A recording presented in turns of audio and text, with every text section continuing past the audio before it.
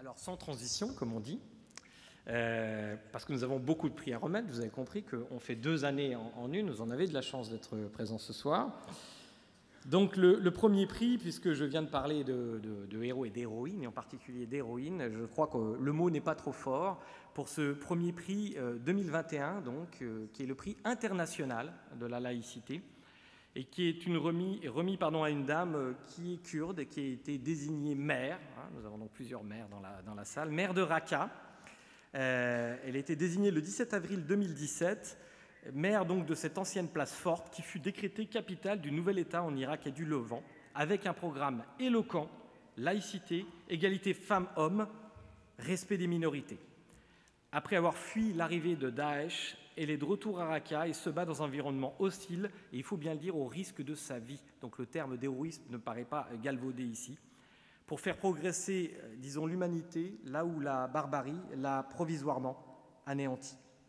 Elle ne peut pas être là pour recevoir son prix, mais la personne que j'évoque, je vous demande de l'applaudir, est Leila Mustafa. Je crois que M. Khaled Nissa va venir chercher ce prix pour elle. Et pour mieux la connaître,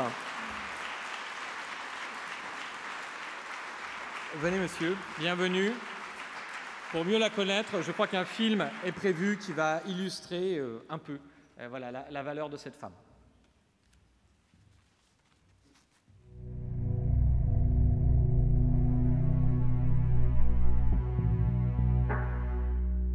Et c'est une femme kurde de Raqqa, première exception, parce qu'à Raqqa, c'est une majorité arabe. Elle est née en 88, donc elle est très jeune. Et elle a été choisie en avril 2017, au dernier moment de la dernière phase de l'opération Colère de l'Euphrate, qui était le siège, la bataille de Raqqa. Elle a été choisie alors que le siège n'était pas terminé, par un conseil de vieux sages Raqqa-Ouis, c'est-à-dire 99% de chers arabes. Elle a été choisie, elle, la femme kurde, non voilée, en jean slim et qui fume des cigarettes. Elle a été choisie parce qu'elle est ingénieure, diplômée, parce que c'est une femme sans doute, parce qu'elle est kurde, donc de la minorité, elle est de toutes les minorités, si vous voulez, elle cumule toutes les... Et elle a été choisie pour reconstruire Raqqa, pour poursuivre le travail des forces démocratiques syriennes qui avaient libéré la ville, et pour poursuivre ce travail dans le civil. Reconstruire, elle est ingénieure en génie civil, et surtout pour reconstruire, j'allais dire, les âmes. Oui, c'est ça, on sort de 40 ans de dictature, 10 ans de guerre, 4 ans de califat. On est dans un moment quand même très difficile où les survivants n'ont même pas conscience qu'ils existent encore, quoi. Pour la plupart, ils ne savent pas pourquoi ils sont encore là, ils sont complètement sidérés.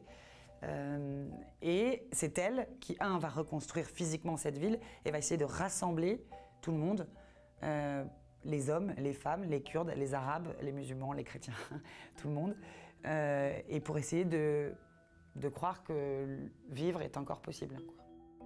La laïcité, là-bas, n'est pas du tout la même qu'ici. Elle est croyante, elle est musulmane sunnite, comme 99% des Kurdes. Elle parle beaucoup du Coran, enfin, elle est très croyante, elle a une foi très forte. Mais le système qu'elle est en train de mettre en place, d'essayer laborieusement de mettre en place, est un système qui est le contraire de la charia, si vous voulez. C'est le code civil contre la charia, c'est la démocratie contre la théocratie. Voilà, c'est très simple. Donc dans les institutions, il n'est évidemment à aucun moment question de parler de religion, ni d'ethnie. Ce concept de laïcité, de féminisme, d'écologie qui est complètement révolutionnaire. Elle-même, physiquement, c'est une révolution, cette fille. Vous la voyez marcher comme ça, vous la voyez parler à des cheikhs qui ont peut-être 7 ou 8 femmes là-bas dans leur maison. Et elle est là, elle leur parle et elle arrive à convaincre, à rassembler, à fédérer et à mettre en place, à inventer, parce que ça n'existait pas du tout avant. Et donc l'idée, c'est contre tous les communautarismes, de rassembler toutes les communautés. L'Occident et la France en particulier ne fait pas grand-chose au plan politique, militaire, diplomatique, pour les soutenir. Les Kurdes ne fait rien en fait, du tout. Mais la fraternité entre les peuples compte beaucoup pour elle. Et elle reçoit parfois des distinctions comme ça, et ça compte beaucoup. C'est-à-dire qu'elle n'en a pas du tout rien à faire. C'est très important pour elle, parce qu'elle estime beaucoup la France, et en particulier la Révolution.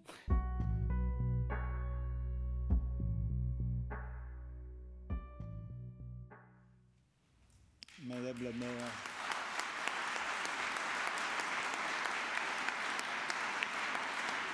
Merci, Madame la maire. Je vous invite à remettre donc ce prix de la laïcité aux représentants de Leïla Moustapha ici en Europe. Merci. C'est un immense honneur. Un immense honneur parce que c'est une femme mère et nous savons à quel point ce qu'elle vit est extrêmement difficile, mais nous la soutenons et je le dis ici, nous avons aussi un accord avec RACA. Nous avons voté récemment au Conseil de Paris des aides et tout un travail de coopération. Et donc je suis très heureuse de vous remettre pour elle ce prix de la laïcité. Merci beaucoup.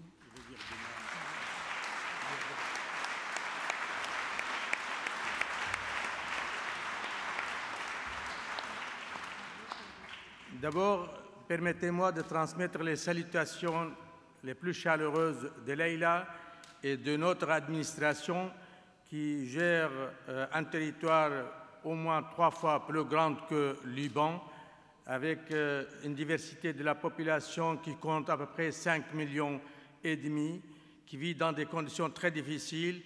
Et Leïla n'a pas pu venir parce qu'il y a d'abord des problèmes bureaucratiques et aussi les conditions dans lesquelles notre population vit. Vraiment, c'est difficile. Hier, il y a eu un attentat encore islamiste dans une place de Raqqa. Hier, il y a eu un drone turc qui a frappé une voiture là où 3 civils ont perdu leur vie. Tous les jours, nous subissons encore des attaques de Daesh. Parfois, on a l'impression que Daesh c'est terminé. En réalité, ce n'est pas terminé. Toujours le combat continue. Et parce que Daesh, il a des soutiens, malheureusement, dans la région. Le combat pour la laïcité, pour nous, c'est une vie quotidienne. Et c'est grâce à la laïcité, d'ailleurs, qu'on a pu d'abord sauvegarder le tissu social, la paix dans cette région, contrairement à d'autres régions. Mais la remise de ce prix à Leïla, pour nous, c'est rendre hommage aux 13 000 combattantes et combattants qui ont perdu leur vie pour défendre ces valeurs, les valeurs que nous partageons ici dans la salle, et hommage aux 24 000 blessés actuellement qu'on trouve des difficultés pour les faire soigner. Merci pour le comité Laïcité République et merci pour Madame Hidalgo, le maire de Paris. Merci à vous tous pour avoir répondu à cette invitation. Merci beaucoup.